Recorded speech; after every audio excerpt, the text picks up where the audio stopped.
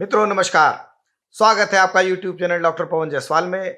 अब overseas tour packages पर लगेगा टीसीएस, कैसे और क्यों, आइए जानते हैं इस वीडियो में।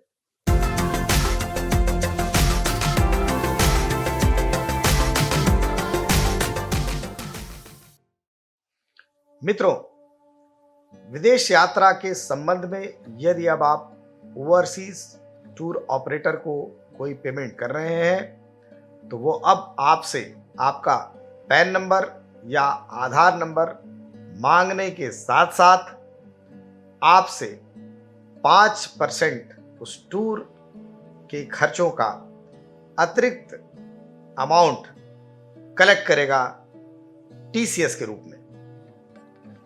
आपके मन में प्रश्न आ रहा होगा कि ऐसा क्यों? केंद्र सरकार ने पिछले बजट में यह बताया था कि विदेश यात्रा करने वाले लोग अब अपने आईटीआर में पासपोर्ट नंबर देने के साथ साथ उस यात्रा पे जो खर्च हुआ है उसका भी डिटेल उल्लेखित करेंगे। इस बात की तस्दीक करने के लिए एक धारा 206 में नया प्रोविजन जोड़ते हुए ओवरसीज टूर ऑपरेटर्स को ये कहा गया है कि वो अब 1 अप्रैल सन 2020 के बाद से अपनी जो सेवाएं देंगे उसके बदले में विदेश घूमने फिरने वालों से वो पैन या आधार नंबर लेकर 5% टीसीएस कलेक्ट करेंगे और सरकार के खाते में जमा करेंगे। यहाँ मैं आपको बता दूं, जब ओवरसीज टूर ऑपरेटर आपसे टीसीएस 5% कलेक्ट करेगा, साथ ही आपका पैन या आधार नंबर ले लेगा, तो फिर जब वो अपना क्वार्टरली रिटर्न फाइल करेगा ऑनलाइन तो उसमें आपके पैन या आधार के साथ उस पैकेज के बारे में जो मॉनेटरी कंसिडरेशन से उनका भी उल्लेख अपने रिटर्न में करेगा।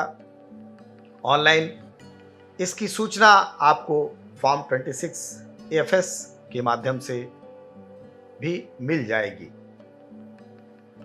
एक प्रश्न यहाँ पे ये आता है कि यदि मैं अपना पैन या आधार न दूं तो ऐसी स्थिति में प्रोविजन ये बनाया गया है कि टूर ऑपरेटर आपसे 10% टीसीएस करेगा।